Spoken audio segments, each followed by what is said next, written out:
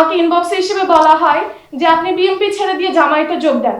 তাদের যে নির্দিষ্ট গোষ্ঠীর নারী আছে তাদেরকে আমার পিছনে লেলিয়ে দিয়েছে। এই যে অনলাইনে সাইবার বুলিং, যাতে তারা মানসিকভাবে বিকাশগ্রস্ত হয় এবং যাতে ভয় পায় যে আমি এই পোস্টটা করছি, আমাকে তো নোংরা কমেন্ট করবে, মানুষ দেখছে, আমার পরিবারের মানুষ দেখছে, আমার আত্মীয় স্বজন দেখছে, তারা হয়তো ভাববে যে সত্যি আমি হয়তো দেহ ব্যবসা করি, ছাত্রদল বা বিএনপির রাতের খাবার। এই জিনিসগুলো তারা পোর্ট্রে করে।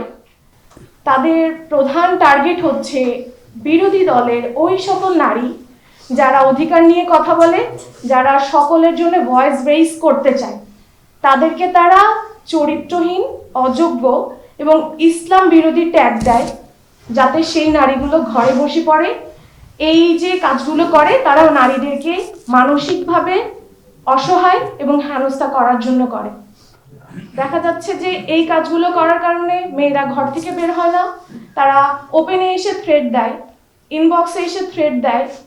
আর এই যে অনলাইনে সাইবার বুলিং, যাতে তারা মানসিকভাবে বিকাশগ্রস্ত হয় এবং যাতে ভয় পায় যে আমি এই পোস্টটা করছি, আমাকে তো নোংরা কমেন্ট করবে, মানুষ দেখছে, আমার পরিবারের মানুষ দেখছে, আমার আত্মীয় স্বজন দেখছে, তারা হয়তো ভাববে যে সত্যি আমি হয়তো দেহ ব্যবসা করি, আমি হয়তো ছাত্রদল বা বিএনপির রাতের খাবার।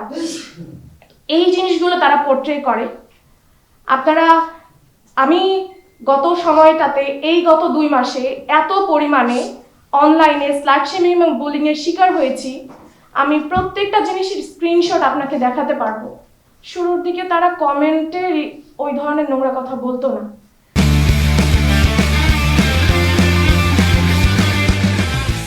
কিন্তু যখন থেকে দেখছে যে আমি সত্য নিয়ে কথা বলছি বা বিরোধী দলের যেই দোষগুলো আছে সেগুলো তুলে ধরছি, তারা আমাকে কমেন্টে এখন যা মুখে আসে তাই বলে, আর ইনবক্সের কথা নাই বললাম। তারা এইভাবে এসে ইনবক্সে কথা বলে যে আমি জানি গালি দিলে গুনাহ হয়, কিন্তু তবু আমি গালি দিলাম, আপনি এটা। তারা বলে যে পর্নস্টার মিয়া খলিফাও হিজাব পরে, আপনিও হিজাব পরেন। তাহলে আপনি জাস্ট বুঝেন যে একটা মেয়ের মানসিক অবস্থা তখন কি হয়। তাদের কাছে একমাত্র জামায়াতের নারীরা, ছাত্রী সংস্থার নারীরাই সেফ, তারাই পর্দানশীল।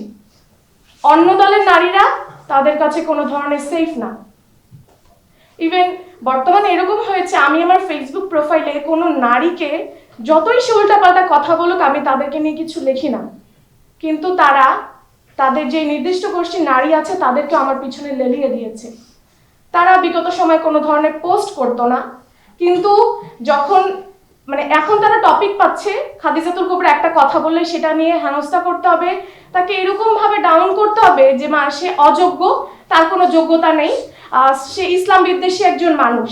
যেটা আমার সাথে করছে, তারা আমাকে এক প্রকার বর্তমানে নাস্তিক বানিয়ে দিয়েছে, যে আমি ইসলামকে মানি না। আমাকে ইনবক্সে হিসেবে বলা হয় যে আপনি বিএনপি ছেড়ে দিয়ে জামায়াতে যোগ দেন। আমার এটা ব্যক্তি স্বাধীনতা এবং ব্যক্তি ইচ্ছা যে আমি কোন দল করব, কাকে ভালোবাসবো, কাকে আমার পছন্দ। তারা তো এটা নিয়ে আমাকে প্রেশার করতে পারে না। তারা আমাকে রীতিমতো এসে থ্রেট দেয় যে আপনার কিন্তু দিন খারাপ আছে, সামনে ভালো হয়ে যান।